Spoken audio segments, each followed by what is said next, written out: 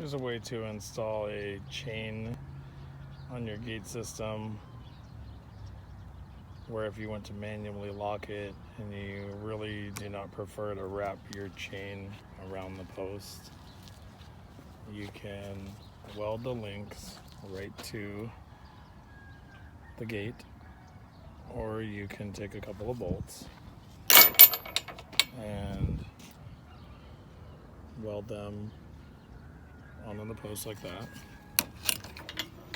and then they swivel around fairly easily.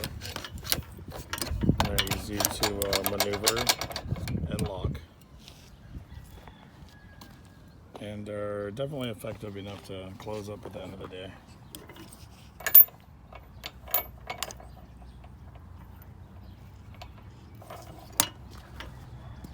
Definitely easier than wrapping your hand around and trying to pull a chain through every day.